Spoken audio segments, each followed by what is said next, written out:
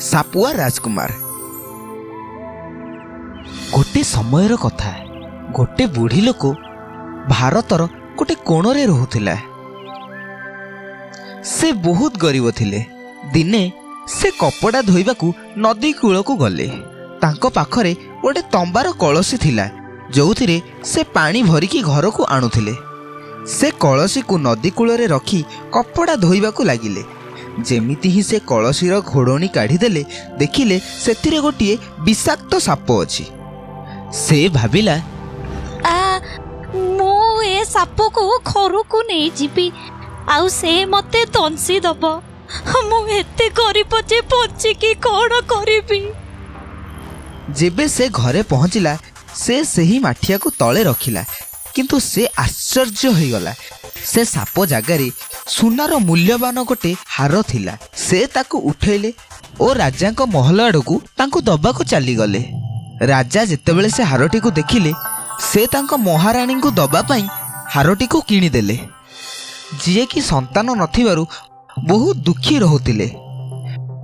महारानी से हारटी को देखी बहुत खुशी हो गले और ताकू नहीं गहना बाक्सरे रखिनेले। किछि समय पर से हार को पुनश्च देखिबाकू चाहिए, किंतु जेबे से बाक्स खोलिले, से आश्चर्य हो गले। सेठी हार नथिला। हार जगार गोटे कुनी शिशु थिला, जी सेठी बहुत खुशी रे खेलुथिला। ओ से महारानी को देखी बहुत खुशी हो गला। अरे केते सुंदर तमे। मु सबु बेले गोटे संतानर इच्छा करिथिली। ए शिशु मो पई गहनाठू भी अधिक मूल्यवान। अनेक वर्ष बीतीगला और से शिशु एबे जवान हो गला, जार सुंदरता और बुद्धि रे प्रशंसा समस्ते करुथिले। राजा और रानी तांको पई गोटे सुंदर झियो खोजिबा आरंभ कले और पड़ोसी राज्यर राजकुमारी सह तांकर प्रस्ताव स्थिर करागला। एवं जीए से हार राजा को देइथिले, तांको राजकुमारंक रक्षणाबेक्षण करबाकू दियागला। से तांको ध्यान रखुथिले। से निज मूर्ख बुद्धि जोगु अन्य दासी को राजकुमारंक जन्म पछर रहस्य कहिबाकू लागिले। कथा एमिति प्रचार हैला कि राजकुमारी कानरे मध्य पड़िला। तांकु जानिबार एते इच्छा थिला कि से विवाह पर मध्य खबर नबा आरंभ कले। राजकुमार निज पत्नी को स्नेह रे किछि भी कहूथिले भी से जवाब दउनथिले। से चुपचाप रहुथिले, किंतु राजकुमार तांको सह कथा हेबाकू चाहुथिले। दिने राजकुमारी कहिले, निज जन्मर सत्य मते कहंतु राजकुमार। राजकुमार को ए प्रश्न सुनी दुख लगिला। जदि मु एहार उत्तर देवी हुए तो तुमको पसंद आसबनी। बहुत दिन जाए एक कथा एमिति लुचि रहिला। तांको रहस्य जोगु दिन प्रतिदिन तांको संपर्क रे फाट सृष्टि होबारे लागिला। शेष रे राजकुमार एही कथा को आउ लुचै रखि पारिले नाही और निज पत्नी को कहिले, आज मध्यराति रे मु तुमको गोटे रहस्य कहिबी, किंतु एहा सुनी तुमको पश्चाताप हेबो। राजकुमारी एहा सुनी एते खुशी हो गले कि से आउ किछि भी भाबिलेनी। से दिन राति रे राजकुमार निज दुई घोड़ा को प्रस्तुत कले। मध्यरात्रि आगरू से राजकुमारी सह नदी आड़क बाहरी गले। नदी कूल पहुँचवा पर राजकुमार बहुत दुखरे राजकुमारी को पचारिले, कौन तमे एबे भी मो रहस्य जानिबा को चाहुछ? हाँ तो सुनो, एबे मु बहुत बड़ राजा को पुओ, किंतु गोटे मंत्र द्वारा मते साप कर दिया जाइथिला। सेतेबेले ही मते राजा को पाखकू अणा जाइथिला। से जेमिति ही राजकुमारी को कहिले, से माटी को चली गले ओ अदृश्य हो गले। राजकुमारी को गोटे शब्द सुभिला और से देखिले कि गोटे साप खूब जोरे बेगरे नदी आड़क जाउची। से निज राजकुमार को डाकिले, किंतु से फेरिले नहीं। से राजकुमार को बहुत डाकिले, किंतु से केबे फेरिलेनी। परदिन सकाळ जेतेबेले हैला, राजा रानी उठिले। से देखिले कि राजकुमारी कांदुचंती ओ तांको केश अडुआ हो जाइथिला। गोड़रे क्षत चिन्ह थिला, जोटा कि पूर्व दिन राति रे राजकुमार को खोजिबारे लागिथिला। से महारानी को नदी कूलरे कला पत्थर रे मंदिर तैयारी करबाकू कहिले। से सेठाकू जाई राजकुमारंक पई कांदंती। अनेक वर्ष बीतीगला, किंतु से राजकुमारी निज पतिंक अपेक्षा करि चलिथिले। से केबे मंदिररू बाहरु नथिले और सेठी थिबा चौकीदार सेठाकू अन्य काहारिकू आसिबाकू दौ नथिले। दिने सकाळे राजकुमारी उठिले, देखिले कि तांको खट उपरे माटी पड़िथिला। से चौकीदारंकू पचारिले कि केही भितरकू आसिथिले कि जेतेबेले मु सोईथिली। चौकीदार ना कहिले। तापर दिन राति राजकुमारी स्थिर कले न शोई देखिबे किए आसुची। तांको आंगुली को काटिदेले जेपरी से राति सारा जागी रहिबे आउ निद आसिबो नाही। अध राति से देखिले गोटे साप तांको आड़ू आसुची आउ ता देहरे नदीर कंचा माटी लागिथिला।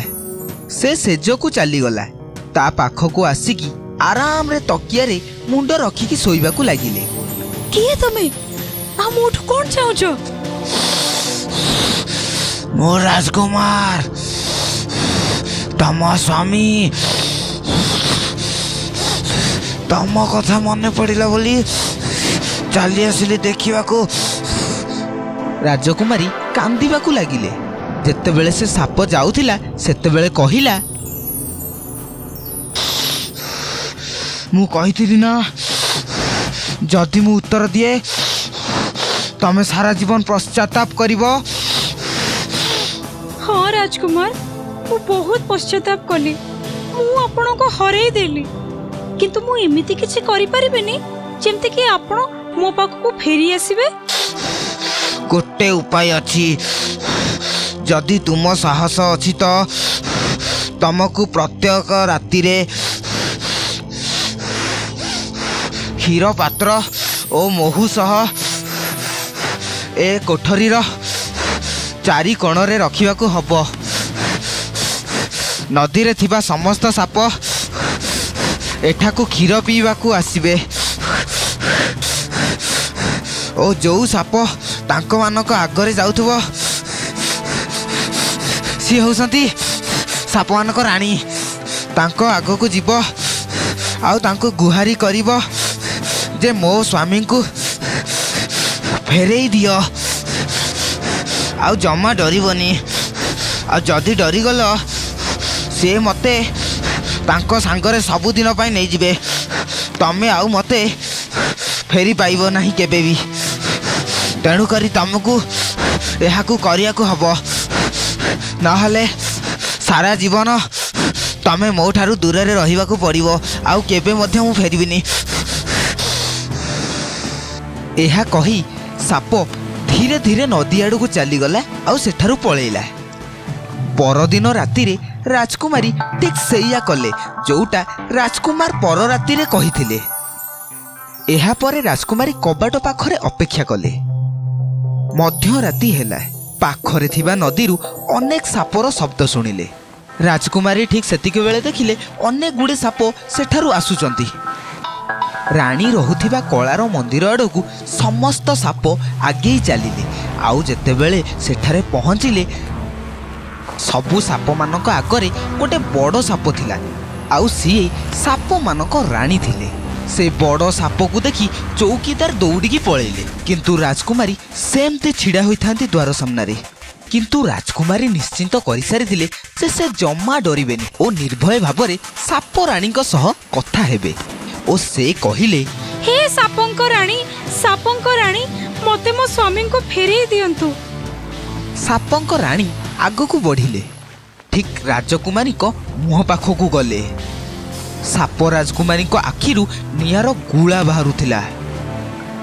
राजकुमारी न डरी पुणी मिनती करबाकू लागिले, हे सापंक राणी मते मो स्वामी को फेरे दियंतु।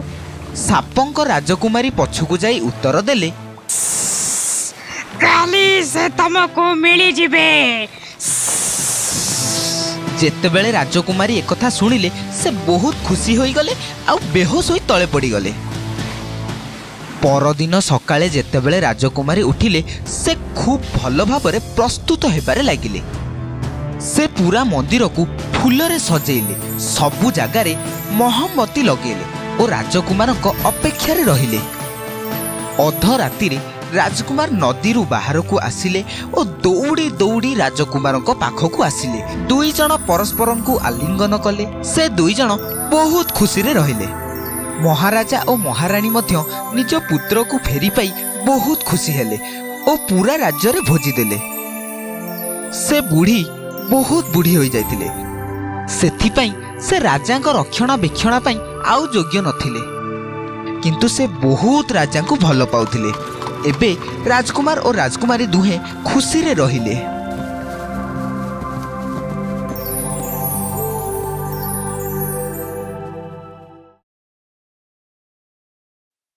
If you enjoyed this story, please like and subscribe our channel and press the bell icon to get future updates.